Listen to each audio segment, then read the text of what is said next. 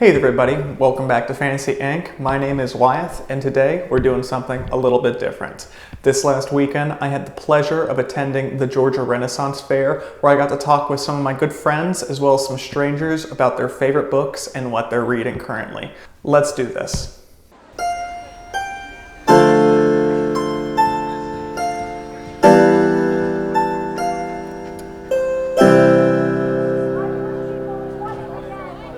Currently, my favorite thing would be like a webtoon book. I don't know if you consider that a book, but I read on my phone. My favorite one of all time so far has been Solo Leveling. It's basically like the world has like low levels of magic kind of, and everyone's like ranked differently, and there are hunters and gates, and they basically go into the gates and kill things, and that's how they level up. Oh, okay. So it's a lit RPG, so they're leveling like a video game? Yeah, that's exactly what it is. Yeah. So he has like his own like screen basically, and like most people are just like set levels, but he can like level himself up based on like achievements he has. Oh, okay. So yeah. What's your favorite part about it? I don't know, just the fact it's like small measurable things that he has to like continually do, and that's what like brings him up to like just like basically God mode. So, and it's just like is a step-by-step laid out plan for him that he just has to follow and just do. Is he going to be One Punch Man eventually? I get no, he hasn't really turned into that. The series kind of ends, or what I read was just like the stuff that they had like drawn already, and then they end it. But there's like more novel after that I haven't read, so I probably should and figure out how like it actually ends, because they kind of end like a huge cliffhanger of just like the world's ending. It's like, oh shit, like what's going on? Well, you got to keep reading, my friend. Yeah, we'll do.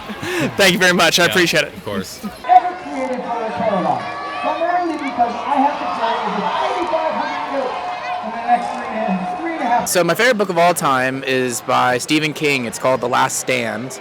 It's really kind of cool. It's a post-apocalyptic kind of thing, very pertinent for the pandemic times. But I read that back when I was really young, and that was a really favorite book. Currently, I'm reading the John Carter series.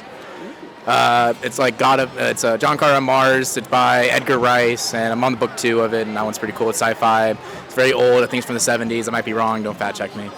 And remind me, I think I read The Last Stand back in high school. It's post-apocalyptic. There's an evil being that's come to power. Is that correct? I mean, there's a lot of different themes in it. It's about good and evil as well, but the main thing is that a travesty happens. It's a world apocalypse. That was a flu-like disease that like killed everybody, and it does feature a man and woman, and there's a whole swap of characters though, and there's it's really cool, but it's a big one, so it's a nice long read.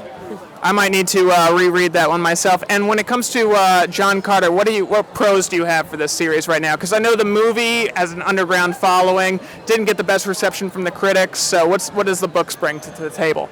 So I just started reading the books because I was looking for something kind of like old. Or like I like spaghetti westerns and things like that. So I wanted something that was like a version of that with like a book. I watched the movie, wasn't like a huge fan of it, but I like the books. They're just like a good old simple, like I just wanted like a good old action, like sci-fi Conan the Barbarian feel, but it's like Conan Barbarian but like on Mars, and it has like futurist technology. But I wanted to see, back in that time, what kind of like predictions he was making about technology, and I figured it might be a fun experiment to see like how it lined up with today. But that's just me being a little bit nerdy. Well, I appreciate it. Thank you very much, Keegan. I appreciate your time. Awesome, cool.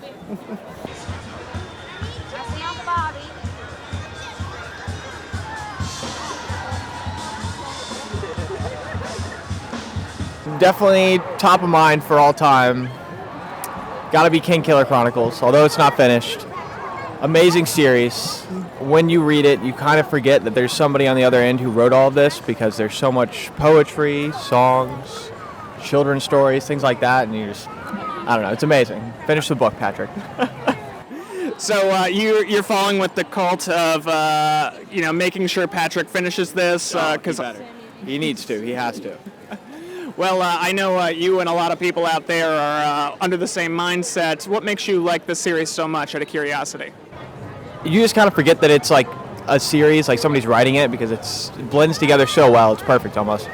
And it almost feels like it's just a retelling of actual events, which is what he's aiming to do with Chronicler and everything in it. So I really, really appreciate that. But then as far as what I'm reading now, I started reading Meditations by Marcus Aurelius. And for those of you who don't know, it's a very, very old book written by literally Marcus Aurelius. It was not meant for publication.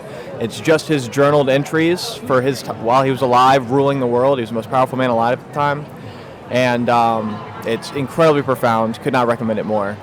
Well, I haven't read that one before, but I think that's going to be one of my next recommendations. So I really appreciate your time, David. Thank you. Have a good one, man. One of the reasons why everyone should try to attend a Renaissance fair is it's so much fun to just see everyone in costume. The workers and employees at the fair are always in character, and everyone's just there to have a good time. And I know I definitely did myself. So if one pops up around your town, you should definitely think about attending. So favorite series of all time has to be the Ender series. So it starts with Ender's Game. The last one is Ender in Exile, I believe. So we're at Ender's Children right now, or Children of Ender, one of the two. It's a sci-fi series. So it's set in the future. The first book is Ender's Game. It's about a battle school for children fighting an existential threat to humanity, which is in the form of the buggers. So they're like a kind of an ant-looking alien species, and they have attacked Earth. For the first time, humanity defeated them.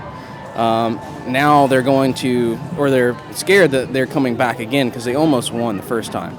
So Ender, not so normal child, obviously extremely intelligent, gets sent to this school, and I won't give everything away because it's very good. But the book itself is a lot to do with leadership and leadership styles. It has a very good sci-fi element to it, and then there's a lot of moral questions that are in the book as well. The books after that aren't as action-oriented, but they ask the deeper philosophical questions, and it's really something that gets you thinking a lot. It's very nice. So my question for you, Blake, I remember reading it myself, and we got a lot more information on the sister and the brother compared to the movie itself. Oh, yeah. They were having this really good dichotomy where they decided to almost change political perspectives than how they really felt. Yes. And we got a lack of that in the movie. Yeah.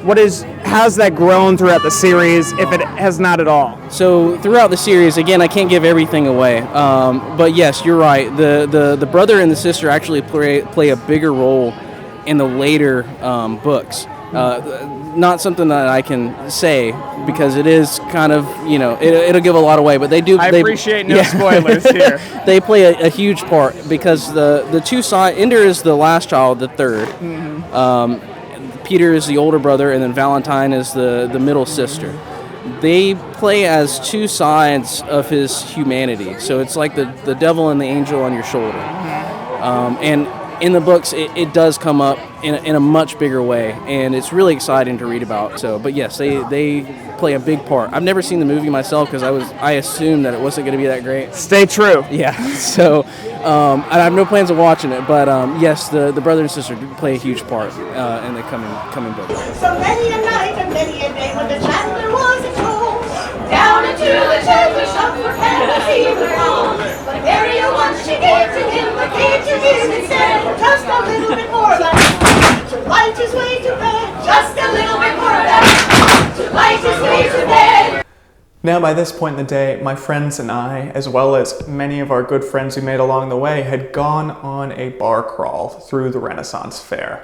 And to be quite candid, the interview had divulged to a lower tier. So I hope you don't mind. I had a great time, and I hope y'all enjoy it. So who do we have here? Michael. What's your favorite book? What are you reading right now? Either or. I'm currently reading Lord of the Rings, Fellowship of the Ring. I can't quite say that it's my favorite book, but it's pretty good. Do you fall into the caliber of people that say this is the best fantasy series of all time? I don't think it's fair to say that since I've only really read maybe one other series. I'm not quite the avid reader. I've watched Game of Thrones. Lord of the Rings movies are pretty good, but no, Lord of the Rings is pretty good. It is very approachable, even though it was written 100 years ago. Well, who's better, Frodo or Jon Snow? Jon Snow is pretty good, but Frodo's also kind of good. If you have only watched the movies, you need to read the books, because Frodo's not a bitch in the books. Okay. Well, who's better, real quick? Samwise Gamgee. Samwise Gamgee, that's it. All right, that's all we Sam's the boy.